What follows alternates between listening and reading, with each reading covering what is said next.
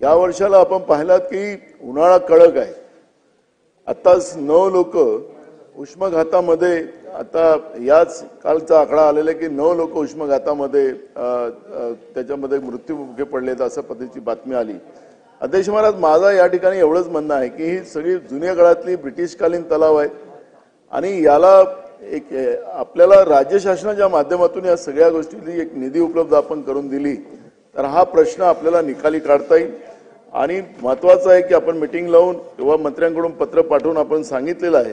परवा मुख्यमंत्री महोदय सांगत होते की कौशल्य विकास योजना अंतर्गत शासकीय विभागामध्ये काम करीत असलेले कर्मचारी यांना 11 महिने बेरोजगारांना संधी आपण 5 महिने वाढवण्याची भूमिका घेतली।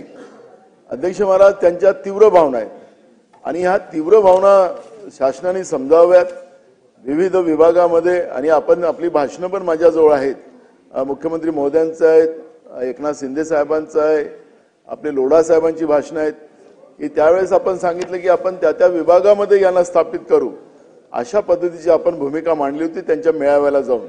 तर या सगळ्या तरुणांच्या माझ्याजवळ आहे,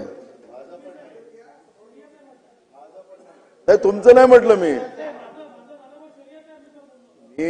माझ्याजवळ तिघांचे भाषण आहेत, मी देऊन देणार।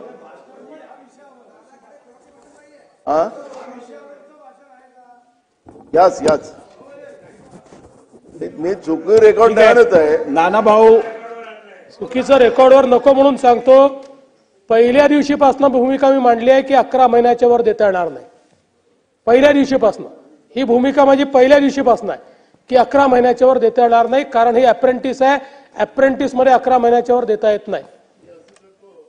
माझं ते भाषण उपलब्ध नाही, पण मी तिघांची भाषणं ऐकलेली आहेत, एकनाथ शिंदे साहेबांची। अभ्यास झालं, आम्ही आपल्याला दाखवतो, सोमवारीच दाखवतो साहेब, सोमवारीच आपल्याला भाषण मला संधी द्यावी अध्यक्षांनी, मी तुमचं भाषण वाजून दाखवतो। तुम्ही भाषणाची प्रत माझ्याकडे पाठवा, ती मी तपासतो आणि मग रेकॉर्डवरती दुरुस्ती करतो। तुम्हालाच रेकॉर्डवर सांगितलं अध्यक्ष महाराज। हा चालेल, हा चॅलेंज आम्ही स्वीकारला अध्यक्ष महाराज, हा चॅलेंज स्वीकारला, कारण की त्या बेरोजगारांना ज्या त्यांच्या भावना आहेत त्या मी मांडल्यात, त्यांचे व्हिडिओज मला त्यांनी दिलेत, त्यांचे भाषण त्यांनी दाखवलेत, तर मी दाखवणार। नाही त्यांचं पण आहे। ठीक आहे, आता नाना भाऊ मी तपासून बघतो, पुढे चला।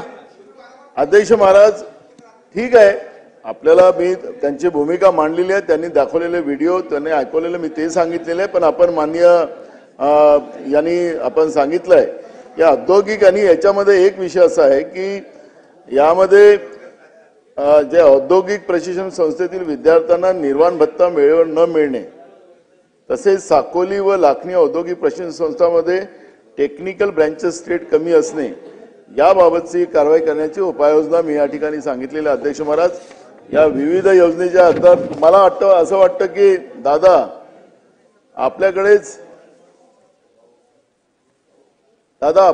एक मीटिंग लावून आपण या सगळ्या गोष्टीचं हे करावं आणि सोमवारी मी व्हिडिओ देतो। ठीक आहे, प्रस्ताव असा आहे की